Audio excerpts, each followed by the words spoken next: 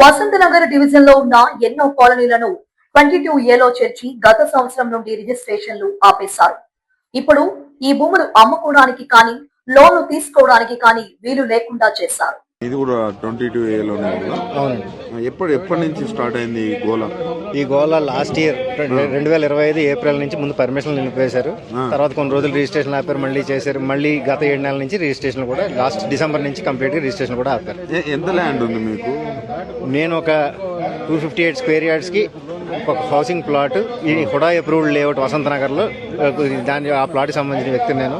కానీ మొత్తం వసంత నగర్ కాలనీ, ఒక CBCID colony, NRSA colony, almost Vasanth division లో ఉన్న ఎన్నో కాలనీని 22A లో చేర్చి అందులో ఇల్లు కట్టుకున్నాం. 4 ఏళ్ల నుంచి ఉంటున్నాం. ఇదే జిహెచ్ఎంసీ నుంచి అనుమతి తీసుకున్నాం, ఆక్యుపెన్సీ తీసుకున్నాం. 2020లో ఆక్యుపెన్సీ సర్టిఫికేట్ కూడా తీసుకోవడం జరిగింది. మరి ఇట్లా మీరు అమ్ముకోవడానికి ఇప్పుడైతే మేము అమ్ముకోవడానికి కానీ పిల్లలు ఎవరైనా పిల్లల అవసరం ఉండే లోన్లు తీసుకుందామన్నా అన్నింటికి కూడా ఇబ్బందికరంగా పరిస్థితి. మరిన్ని అప్డేట్స్ కోసం మా ఛానల్ ని సబ్స్క్రైబ్ చేయండి.